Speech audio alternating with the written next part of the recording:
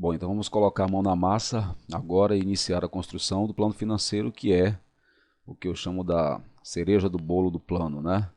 Mas para isso vamos ter que trabalhar bastante, porque nos capítulos anteriores que já aprontamos, aqui estão eles, o sumário executivo, a análise de mercado, o plano de marketing e o plano pré-operacional. Você vai perceber que não tem tanto trabalho, não é muito maçante, mas a partir de agora, a partir do plano financeiro, realmente vamos ter que trabalhar mais. Então, essas marcas aqui, esses vistos brancos nessa bola verde, significa as partes que já estão prontas. Então, eu já aprontei a estimativa dos investimentos fixos, do capital de giro, os investimentos pré-operacionais e a estimativa dos custos com depreciação, ela é preenchida automaticamente conforme eu vou demonstrar. Então, sugiro que você mantenha aberto o material que já foi enviado, né? Que é o modelo de plano de negócio que estamos utilizando. Estou aqui na página 44, onde inicia o plano financeiro e conforme aqui vai sendo explicado, a gente vai preenchendo lá no programa. Antes, eu só utilizava esse modelo porque ele possui aqui, deixa eu rolar um pouquinho aqui para baixo, né, essas tabelas vazias, que é onde a gente pode preencher e ir construindo o plano, mas com o programa, principalmente os cálculos, não só fica mais organizado, como principalmente os cálculos são feitos automaticamente. Então aqui, como a gente pode ver, o plano financeiro ele começa com o investimento total, onde vamos calcular os investimentos fixos, o capital de giro e os investimentos pré-operacionais. Então, quando terminarmos de preencher esses três dados, descobriremos qual é o investimento total necessário para iniciar a empresa, né? Então, como você pode ver aqui, você irá determinar o total de recursos a ser investido para que a empresa comece a funcionar. Isso é importante porque, inclusive, se estivermos pensando em iniciar o negócio e quando descobrirmos qual será esse investimento total, poderemos saber se temos esse dinheiro para iniciar ou se teremos que recorrer a terceiros, empréstimos ou financiamentos para poder começar o negócio, né? Então aqui no programa, o plano financeiro inicia com a estimativa de investimentos fixos. Vamos clicar aqui, onde se abre a tela para poder iniciar o preenchimento, tá? Então, conforme está aqui no próprio exemplo, que nós estamos utilizando o exemplo aqui da confecção do modelo do plano, né? Esses dados aqui da tabela, eu entrei com eles aqui, por exemplo, máquinas, né? Então, temos aqui todas essas máquinas. Aqui em imóveis não temos, não lançamos imóveis, porque a não ser que você precisasse adquirir o imóvel, então iríamos lançar o valor do imóvel aqui, clicar em incluir, descrever o imóvel, casa, terreno, apartamento, algo que fosse, sei lá, a quantidade, o valor unitário, enfim, não é o caso. Mas em máquinas, repara aqui que eu já digitei máquina de overlock, máquina de costura reta, uma galoneira, máquina de impressão, prensa. Então esses preços têm que ser pesquisados, tá? Você tem que pesquisar em mais de um fornecedor para ver se consegue assim, itens baratos, mais de boa qualidade, com garantia e tudo mais, para poder não onerar muito o início das operações. Tá? Temos aqui então todos os dados listados.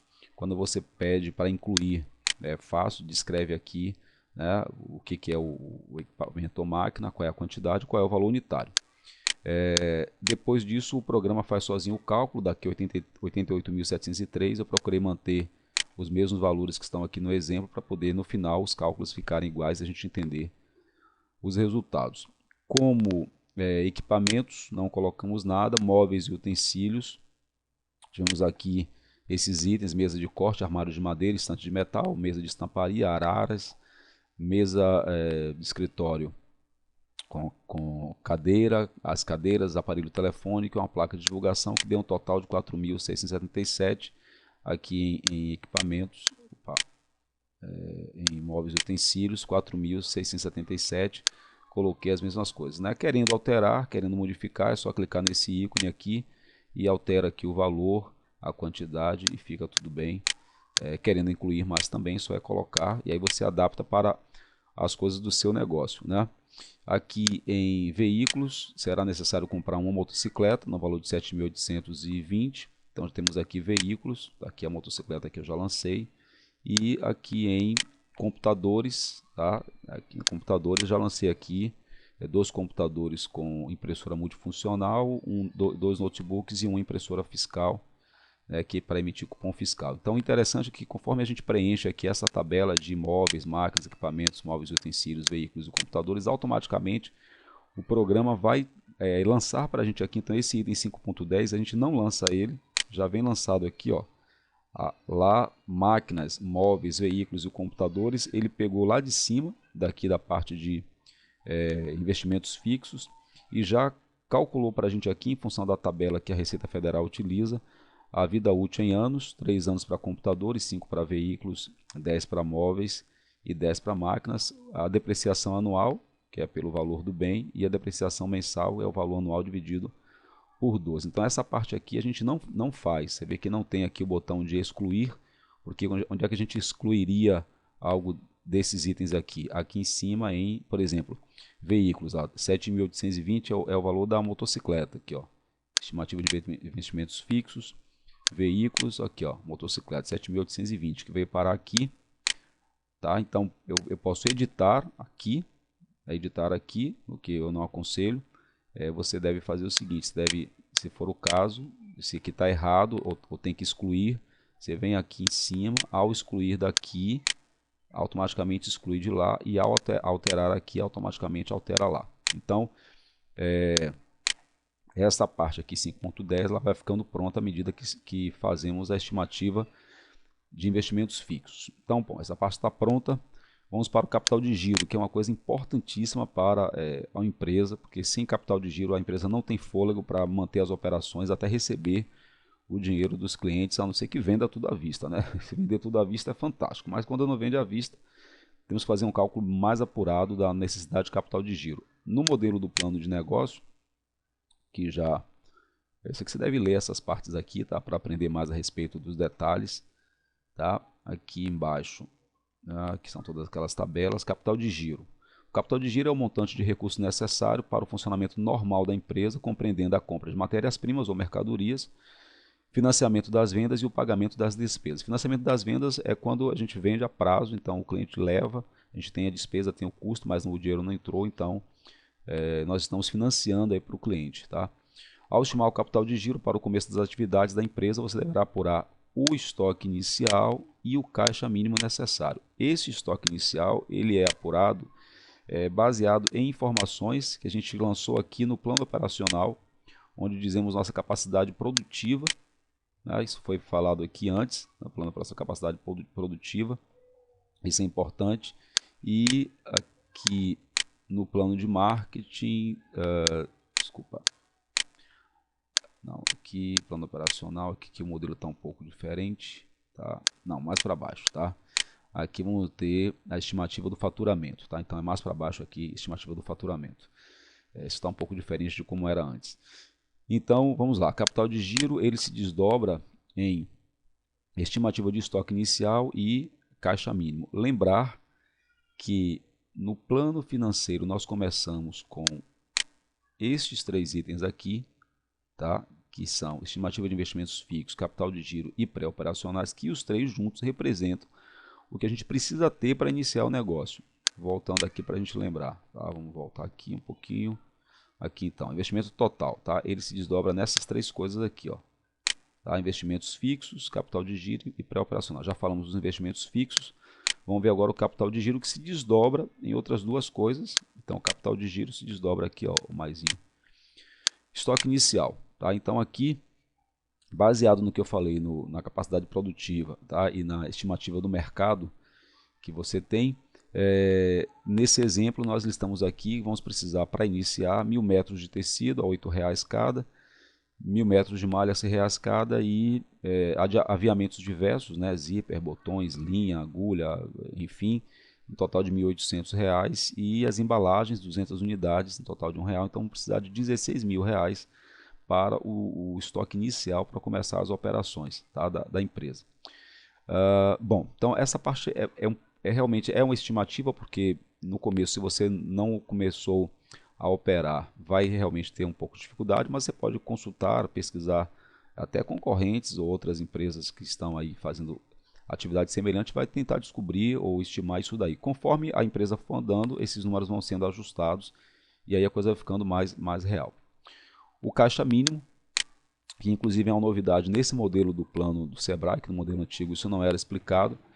Ele tem, é um pouco detalhado, então são 4 passos, tá, para poder calcular o caixa mínimo, e depois desses 4 passos o próprio programa vai fazer o cálculo para a gente. Tá? Então vamos dar uma olhada aqui. Esta parte realmente vai necessitar de um debruçar maior seu, aí pegar o, esse modelo aqui do plano, ler direitinho, estudar, marcar aqui, então enfim. Então vamos lá para o caixa mínimo. Tá? Então observe que é o capital de giro próprio necessário para movimentar seu negócio. Representa o valor em dinheiro que a empresa precisa ter disponível para cobrir os custos, olha aqui, até que as contas a receber de clientes entrem no caixa. Então, quanto mais a venda é a prazo, mais necessidade de capital de giro. Tá? Então, corresponde a uma reserva inicial de caixa. Então, aqui a explicação de como isso é feito. Tá? Eu vou direto aqui para o exemplo. Então, são 4 passos. O primeiro passo é calcular o prazo médio das contas a receber. Então, como é que foi feito isso aqui nesse exemplo? Nesse nosso exemplo, 20% das vendas elas são recebidas à vista. Tá? Então, o número de dia é 0. Então, já que são à vista. 45% das vendas são recebidas em 30 dias. Então, a gente vai lançar lá no programa, já vou mostrar. 45% em 30 dias. A média ponderada é a multiplicação desse 30 por 45%. 30% das vendas em 60 dias. Vou beber aqui uma aguinha. Pronto. Em 30 dias. 30% das vendas em 60 dias, a média ponderada multiplicando 60 por 30%, e 5% das vendas em 90 dias. Então, o prazo médio total é de 36 dias. Então, significa que o resultado acima indica que, vamos marcar aqui, em média, a empresa leva 36 dias para receber suas vendas a prazo. Então, isso é lançado aqui no programa, né, no primeiro passo que está aqui. Eu lancei aqueles mesmos dados, 20%, 0 dias, 45%, 30 dias, 30%, 60 dias, 5%, 90 dias, vê lá o total certinho de 36 dias. Tá? Segundo passo, vamos calcular agora os prazos dos fornecedores. Né? Vendemos a prazo, mas muitas vezes também compramos a prazo. Vendemos à vista, mas muitas vezes também compramos à vista. Então, de novo, no segundo passo, aqui colocamos que pagamos 50% das compras à vista nos fornecedores e 50% das compras em 30 dias. Se no seu caso tiver uma composição diferente, você vai entrar também aqui com os dados, tá, para ficar igual. Então, o prazo médio aqui no caso foi de 15 dias, né, porque metade 0 dia, metade 30 dias, 30 por 2, 15. Então, são 2 períodos, né, de 15. Então, ficamos assim. Então, aqui eu lancei no segundo passo, à vista 50%, em 0 dias, à vista, desculpa, e a prazo 50% também em 30 dias, deu um médio de 15 dias. Só que o próprio programa calcula para a gente. Terceiro passo, então, o cálculo da necessidade média de estoques, como a gente falou lá, depende também da sua capacidade produtiva, mas aqui há uma dica que é o prazo médio de, repare que o próprio manual destaca, de permanência da matéria-prima ou da mercadoria no estoque da empresa. Abrange desde a data em que é feito o pedido ao fornecedor até o momento em que os produtos são vendidos. Lembre-se que um prazo maior de permanência das mercadorias irá gerar uma necessidade maior de capital de giro naturalmente. Né? Então aqui foi estimado para 5 dias. Então foi o que eu fiz aqui no programa. Aqui ele pediu 5 lá, mas aqui no exemplo tá sendo feito com 7, conforme a gente vai ver aqui. Tá? Com 7, é com esse valor que eu vou trabalhar para não dar diferença lá nos cálculos. E finalmente, aqui está o resumo, no quarto passo, tá? O resumo, como aparece aqui, tá? Esse resumo com todos os dados que foram lançados. E aí, o caixa mínimo ele é calculado, não é calculado agora, porque precisaremos de alguns dados que ainda não foram lançados. Tá? Então, no quarto passo, que já está tudo pronto, nós lançamos todos os dados, mas aqui na guia caixa mínimo, quando você clicar, repare o que vai acontecer. Ó. Continua a elaboração do seu plano de negócio. Ao final, o software calculará o caixa mínimo e a estimativa de capital de giro. Por quê? Porque precisaremos entrar com mais dados aqui ainda para que esse caixa mínimo seja calculado. Então, fica até aí para esperar a gente lançar os próximos dados. Tá? Então, já aprontamos a estimativa de investimentos fixos, o capital de giro, estimando o estoque inicial e o caixa mínimo, e agora os investimentos pré-operacionais. tá? Que nada mais são do que aqueles gastos realizados antes de você iniciar as atividades, como por exemplo com reformas envolvendo pintura, instalação elétrica, troca de piso, etc. E taxas de registro e legalização, né, que tem que pagar, porque a empresa formalizada, qualquer tipo de formalização vai envolver o pagamento de taxas. Então, para este nosso exemplo, nós lançamos aqui despesa de legalização 1.000, obras civis e reformas 5.000, divulgação 2.100, cursos de treinamentos para funcionários, não é? Enfim, ou para o próprio dono R$ 1.000, e outras despesas que podem aparecer de maneira imprevisível, R$ 500, então dá um total de 9.600, tá?